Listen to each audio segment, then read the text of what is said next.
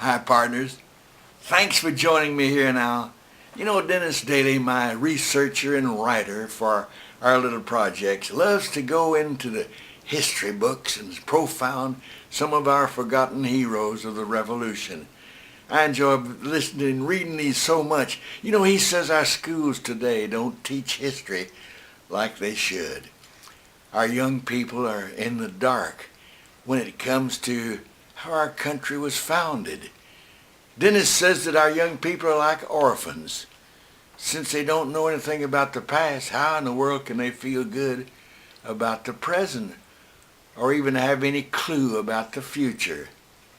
So far, we've studied some of our heroes. One of them was Romney, Caesar Romney. You remember how he rode all the way from Delaware to cast that vote that absolutely gave our Declaration of Independence a unanimous decision.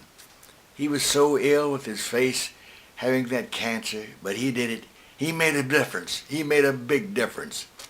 Then we learned about Henry Knox, the roly-poly patriot. He did so many miracles for George Washington at society. And another patriot that's been forgotten is the one we're going to talk about today. This fellow's name was Nathaniel Greene. He became one of the most trusted military men in the Continental Army for George Washington. He was raised a Quaker. You say, what? A what? A Quaker. This religious group that hate war. They detested violence. But you know what? He saw the independence that we needed so badly, and he said, I've got to fight. I've got to fight for America. This became his cause. And every time he tried to join the militia in Rhode Island or just become a clerk in any part, they'd laugh at him. They say, hey, how can a Quaker, going in for a fitting, how could a Quaker become a good soldier? But he had other traits about him too that were strikes against him. He had asthma. You know, they've got a commercial today on television where the old grandfather standing by like a wolf at the little pig's doors, and he's huffing and puffing. The little girl says, Granddad, do you have trouble breathing? He said, yeah, I have COPD. Well, COPD and asthma are very close to one another. In the 1700s, they didn't have any treatments for this. They didn't know what it was. That's how good our medications have become in the hundreds of years that have been working with them. Every time he'd go in to volunteer for something, they'd say, Mr. Green, take your asthma somewhere else. Please take that cough somewhere else. Man, it's a shame how they did this. He had a bad leg. He was born too, so he had so many strikes against him as a sight, but he wouldn't give up. No, he said, I'll start my own militia. And he did. He set it up by learning the tactics of all kinds. He read every kind of book he could. He's just like another guy we talked about, and that's Henry Knox. By the way, do you know where he got all those books about war? From the Henry Knox bookstore in Boston. That's right.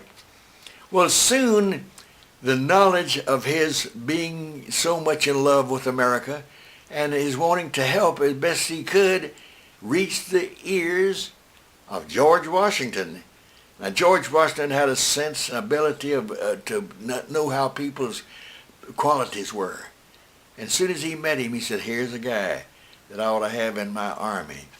It wasn't long after he appointed him the rank of brigadier general. And in a year, he was made major general. Now think of this. Here's a Quaker, has trouble breathing, has a limp, everything else, but he's only 33 years old and one of the youngest leaders in the Continental Army. He helped Washington in successes at Trenton and in the Battle of Germantown. This guy was everywhere. He was put in charge of supplies during the ultra-cold winter at Valley Forge. When better weather came, George Washington put him in charge of the armies in the South. He took everybody going, and he just used Indian tactics, strike and get out of the way and leave. And they said, what happens? Where'd this guy go? But he really confused General Cornwallis in Britain. In fact, he got him so mixed up, he finally got him over in Yorktown and managed to get him boxed in. He said, I got to quit. And he gave up. Yes, General Cornwallis was trapped at Yorktown and forced to surrender. So, where are you going with all this, Weldon? I'm glad you asked. Let's take another look at this patriot again, just kind of recap it. He hated violence. He hated war. He had asthma. He couldn't walk. He had to limp when he could, but you know what I mean. And he loved freedom so much that he read his books to learn how to fight. But now here is icing on the cake. After the war was over, the peace treaty was signed in Paris. America got underway as a brand new nation.